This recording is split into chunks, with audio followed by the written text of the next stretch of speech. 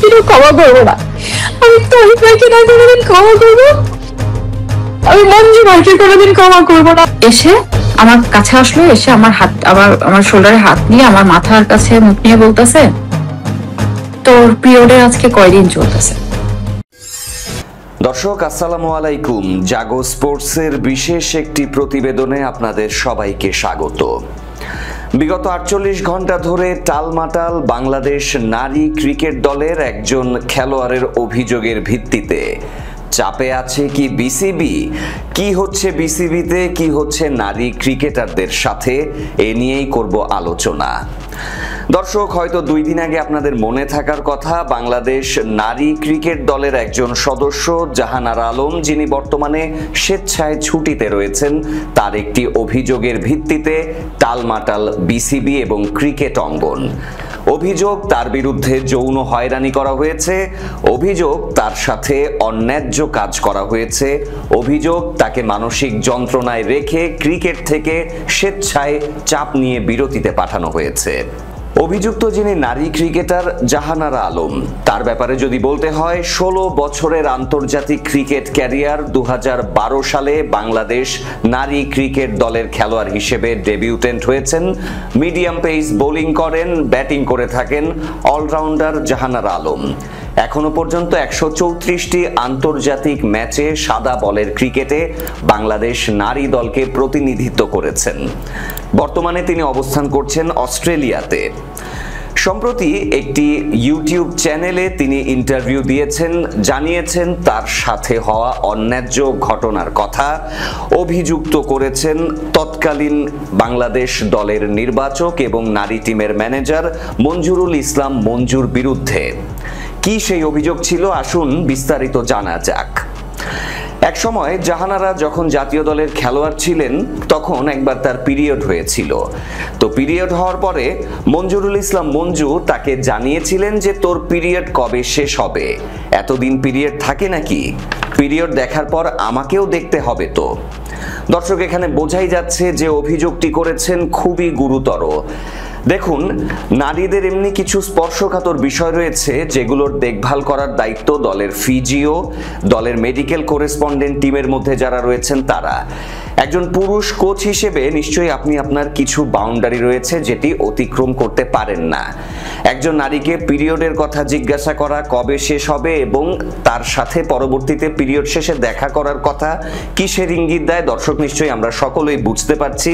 স্পষ্টত যদি এই অভিযোগ প্রমাণিত হয় তাহলে এটি যৌন হয়রানি।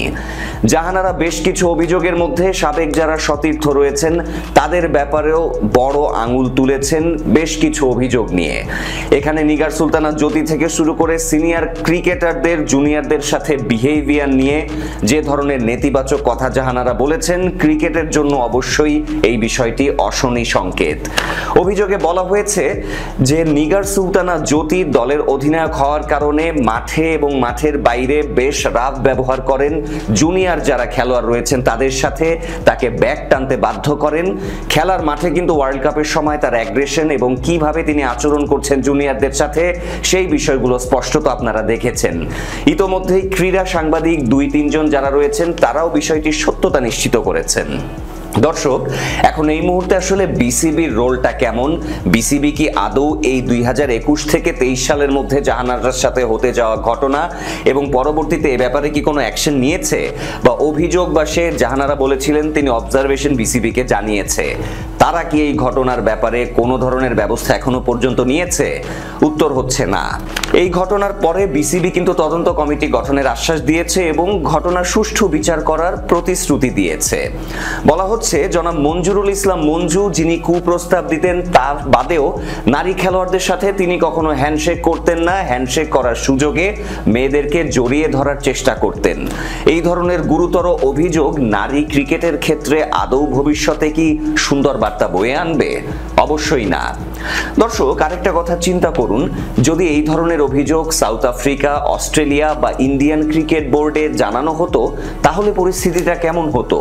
অবশ্যই তাদের মিডিয়ার কল্যাণে বিষয়টি টালমাটাল অবস্থায় চলে যেত এবং সুষ্ঠু তদন্তের আগে দেখা যেত যার বিরুদ্ধে অভিযোগ আনা হয়েছে তিনি পদত্যাগ করতেন, তারপর তদন্তের জন্য অপেক্ষা করতেন, তদন্তের যে রিপোর্ট দেয়া হতো সেটি তিনি মেনে নিতেন।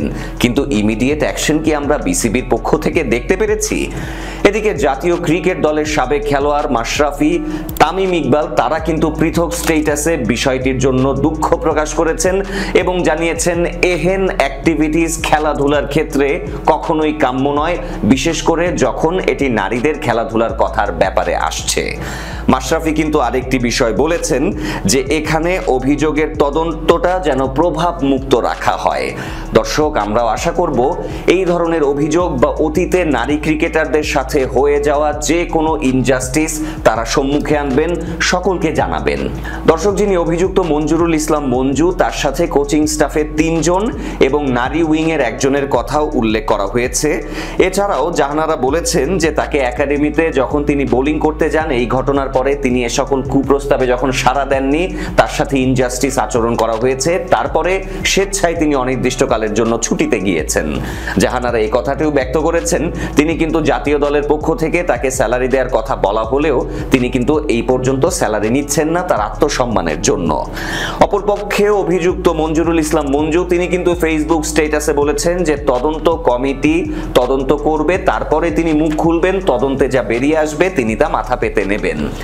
এখন দেখা গেছে যে জাহানার আলমের আমরা বক্তব্য শুনেছি, বিসিবি তাদের তদন্ত করবে, তারপরে হয়তো পরবর্তীতে একটা সিদ্ধান্ত আসবে। আমরা এখনই বলছি না মঞ্জুরুল ইসলাম মঞ্জু অপরাধী, কিন্তু যদি প্রমাণিত হয় বা যে ধরনের অভিযোগ রয়েছে তার যদি সত্যতা থাকে তাহলে তিনি অনেক বড় একটি অন্যায় করেছেন এবং পরবর্তীতে এই ধরনের ঘটনা বাংলাদেশ নারী ক্রিকেট বোর্ডে যেন না ঘটে, বিসিবির কিন্তু অবশ্যই এ ব্যাপারে সদয় দৃষ্টি রাখা প্রয়োজন। আরো একটা জিনিস বলে রাখি, ক্রীড়া ক্ষেত্রে যারা খেলোয়াড় রয়েছেন তারা দেশ সহ বহির্বিশ্বে বাংলাদেশের সম্মান বহনকারী, তারা একটি দেশের সুনাগরিক। তিনি পুরুষ হোক বা নারী হোক, যৌন নিপীড়নের মতো আচরণ কারোরই কাম্য নয় এবং খেলাধুলার এগুলো একদমই প্রভাব মুক্ত রাখা উচিত। বিসিবি জাহানারার অভিযোগের প্রেক্ষিতে যখন খেলোয়াড়দের ব্যাপারে কথা বলেছিলেন, বিসিবি কিন্তু তুড়ি মেরে অভিযোগটি উড়িয়ে দিয়েছে, তারা কোনো তদন্ত করেনি, তারা কোনো ধরনের এই ব্যাপারে ন্যায্যতা যাচাই করার জন্য অনুসন্ধান করেনি। কিন্তু এবারে এই যৌন নিপীড়নের অভিযোগ বেশ গুরুতর এবং বলা হচ্ছে যে মঞ্জুরুল ইসলাম মঞ্জু শুধুমাত্র নিজেই অ্যাপ্রোচ করেননি, আরেক মানুষের দ্বারা জাহানারাকে অ্যাপ্রোচ করিয়েছেন।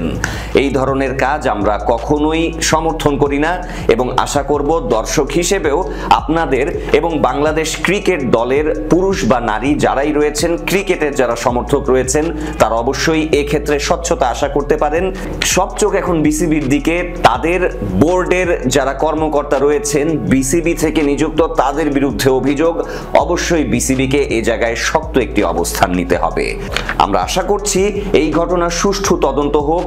জাহানার আলম তিনি একজন ক্রিকেটার, তিনি বাংলাদেশের অ্যাসেট, এখনো তার জাতীয় দলের ফেরার সম্ভাবনা আছে। সর্বশেষে তাকে জিজ্ঞাসা করা হয়েছিল আপনি কি জাতীয় দলে আবারও ফেরত আসতে চান, তিনি বলেছেন যে ক্রিকেট তাকে রুটি রুজি, যে ক্রিকেট তাকে পরিচিতি এনে দিয়েছে, যে ক্রিকেটের উপজীব্য করে তিনি বেঁচে আছেন, অবশ্যই সবকিছুর যদি সমাধান হয় আবারও তিনি চেষ্টা করবেন বাংলাদেশের জার্সি গায়ে জড়িয়ে আমাদের দেশকে প্রতিনিধিত্ব করার। দর্শক, আজকে কেমন লাগলো আমাদের জাগর স্পেশাল এই ফিচার রিপোর্ট? মন্তব্যে অবশ্যই আপনাদের মতামত জানাবেন।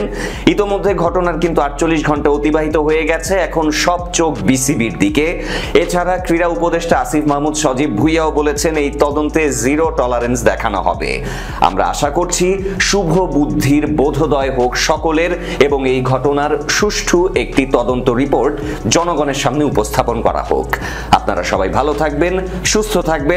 আমাদের এরকম আরো কন্টেন্ট দেখতে চাইলে অবশ্যই জাগো স্পোর্টস সাবস্ক্রাইব করবেন, বেল আইকন প্রেস করে সর্বশেষ আপডেট পেয়ে যাবেন সবার আগে।